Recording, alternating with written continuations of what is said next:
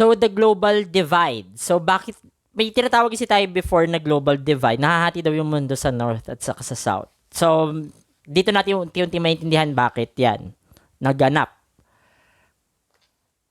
So, what is a global divide? So, the north and south divide is a socio-economic and political categorization of countries. The Cold War era generalization places countries into distinct groups. So, the north and the south. The north is comprised of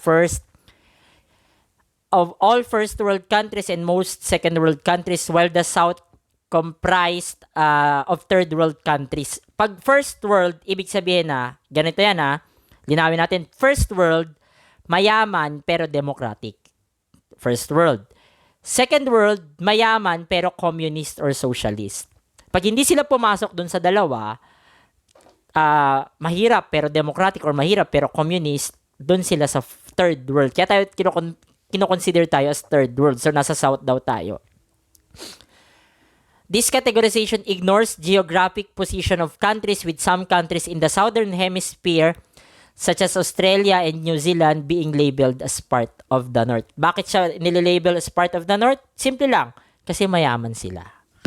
Kahit pa nasa South sila ng daigdig. So, ini-ignore niya yung geographical position ng isang bansa. Ano yung mga global North or versus global South? So, ano yung mga North city? United States, Canada, Western Europe, outer regions of the European Union. So, yan. Developed parts of Asia, Australia, and Canada. Halimbawa, Korea, Japan, China, yan, part yan ng North. Home of all G8. Ano yung G8 na yon? France, Germany, Italy, UK, Japan, US, Canada, and Russia. Ito yung, tawag dito, ito yung 8 pinakamayayaman at pinakamakapangyarihang bansa sa buong mundo. Then the global south, Africa, Latin America, developing Asia country including Middle East. So yan. So sa global north at saka global south, anong pinagkaiba? First world, third world ang global south. Richer and more developed region, 95% has enough food and shelter. So yun yung mga nasa first world. Sa third world, poor and less developed region. So 5% has enough food and shelter. Di ba sa Pilipinas? Maraming mahirap sa bansa natin. Aminin na natin yan. Kaya, kahit sabihin natin mayaman ang ating bansa, marami pa rin ang mahirap. Kaya, nandun tayo sa tinatawag na Global South or Third World countries. So, economy comprises of industries and major business, commerce and finance, textile, lumbers, clothing, machinery, leather, and wooden goods. Railroad construction. So, yan yung mga bumubuo sa economy nila. Sa South naman, sila yung mga source ng raw materials ng North, cotton production, dependent entirely in cotton and agriculture. So, yun yung mga nasa South. So, ano yung mga major differences ng North and South? Population. The world total population of today is almost 7.7 billion na tao na. Sa buong mundo yan, hindi lang sa isang bansa yan, sa buong mundo yan. So, the most populous country is China and the second one is India, 1.3 billion. Hindi yan million, 1.3 billion. Ang China naman is 1 billion 311 million. So, the global north covers 1/4 of the population while the south cover the 3/4 of the population. Sabihin, yung global north, mas konti yung tao kasi 1/4 lang pero mayayaman. Sa south naman, mas marami yung tao at karamihan sa kanila ay mahihirap. So when it comes to wealth, total wealth of the world based sa GDP at saka sa mga natural resources, 280 trillion. Approximately lang yan So the richest man is Jeff Bezos of USA with the net worth of 149.5 billion dollars. So the richest country in the world is Qatar with 124,930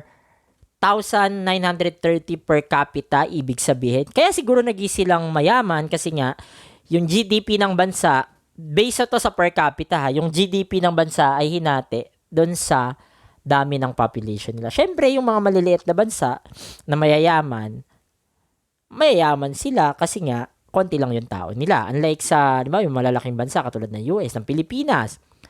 Maliit na nga ang kita ng Pilipinas, marami pang naghahati. So, ganun yon. So, the second one is the country of Luxembourg in West Europe, which has a per capita of $109,190 per capita. So, ibig sabihin, kung hahati-hatiin yung kita ng buong bansa sa bawat tao, ayan yung ibibigay bawat ulo. So, the global north is controlling 80% of the total income of the world, while the global south inversely only controlling the 20% of the world total income. So, standard of living, syempre, South lacks of the right technology. It is politically unstable. Its economies are divided. Its foreign exchange depend on the primary products export of the North. So, yung kinabubuhay ng mga tao, una, lack ng technology, mahirap ang pamumuhay, politically unstable, ibig sabihin, magulo yung bansa politically, and yung economy nila ay talagang bagsak. While 95% of the population in countries in the north have enough basic needs and have access to functioning educational system. Mas marami sa global north ang nakakapagtapos ng pag-aaral as compare sa south. So in the south, a little as 5% of the population is able to access basic needs such as food and shelter. So talagang maraming mahirap. So, industrial development, the north of the divide is comprised of countries which have developed economies and account for over 90% of all the manufacturing industries in the world. So, sa kanila, nililikha yung mga produkto. Most of manufacturing industries nasa kanila. Then, the economies of most countries in the south relies on imports from the north and have low technological penetration. Usually, mga agricultural countries din sila, katulad ng Pilipinas. So, the South serves as the raw materials of the North. So, yun yung nangyayari. Then, agricultural, the Global South is characterized with very high rate of people working in the rural areas, according to Michael Todaro in 2006. So, kung titingnan natin, karamihan ng mga nasa Global South o yung mga nasa South ng divide, agricultural countries sila. Yung mga nasa north naman, industrialized, manufacturing industry na mga bansa. So, pag yung mga raw material, syempre galing sa agriculture, dadalhin sa mga manufacturing industry at lilikain. Hindi katulad sa north, doon lang sila talaga kumukuha ng tawag dito ng kanilang produkto at ibebenta naman nila sa mga taga-south sa mas mahal na halaga. So, syempre, yung mga south, since hindi sila manufacturing, hindi sila makapag-create ng mga product created by industries, bumibili sila. So, yan, ang pagkakahati ng north, yan yung nasa north, at saka yung nasa south. Yan, nakikita natin pagkakahati. Excuse me. Least developed countries and the most developed one, nasa taas. Brandt line. So, ano yung Brandt line? So, Brandt line is a diversionary line which simply separates the rich country in the north from the poor countries in the south. So, it encircles the world in the latitude of 40. It crosses North and Central America, North Africa and India, and then it goes down towards the south, placing Australia and New Zealand above the line. So, balikan natin yung Brandt line. So, yun yung Brandt line. Yun yung line na nakikita nyo. Yan. Yan. Yan yung Brandt line. Nahumati, syempre, sa daigdig sa dalawa.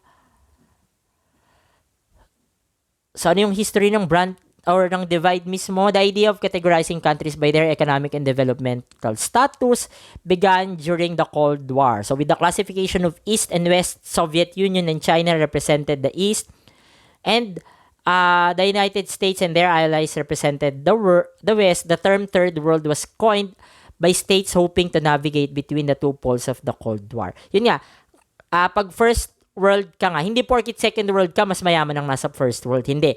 Halos magkapareho lang kayo ng yaman. Pero, Ang first world kasi ay puro democratic, ang second world ay puro socialist. Tulad dati ng Russia, ng China, yan ang mga second world. Sa Pilipinas naman, kahit na napunta ng third world, kasi hindi naman tayo mayaman, pero democratic tayo. Ang South Korea ay nasa third world kasi hindi sila mayaman at socialist naman sila. Czechoslovakia, nasa second world yan kasi dati sila, socialist at mayaman sila. Second world sila. So, category, tatlo, most developed countries, less developed, at saka least developed. Iba naman to iba lang pagkakategorize. So, pag most developed, yun yung mayaman, less developed, yung, hindi siya yung second world, parang developing countries, katulad ng Pilipinas, yung mga least developed, yun naman yung mga African countries na talagang mahihirap. So, there are 3 reasons why the world is unequal. First, dahil sa colonialism. Maraming bansa ang naging mahirap dahil in-exploit sila ng mga mayayamang bansa nung time ng colonialism. Nung time din ng trade kasi hindi lahat ng bansa kayang makipag-trade and glass dahil sa utang. Maraming bansa ang may utang sa mas mayayamang at mas malalaking bansa. Pilipinas, 'di ba? We have almost 7 trillion na utang sa ibang bansa. So actually, yun lang siya. Napakaikli lang yung pagpapakita natin ng North and South divide. This is the last slide. So, I hope you learn something. Ang ano lang naman dyan North, hindi porkit North kasi mayaman. Kung titingnan mo sa plotting, mayaman na sa taas siya. Sa South, mahihirap na bansa. Mostly agricultural. At because of those three reason nga, colonialism, trade, and death, naging mahirap na bansa sila. So, I hope you learn something. Yung topic ninyo, or yung task ninyo rather, ay nasa Moodle na. I hope makapagpasa lahat. Napakadali lang naman nun. Thank you and goodbye.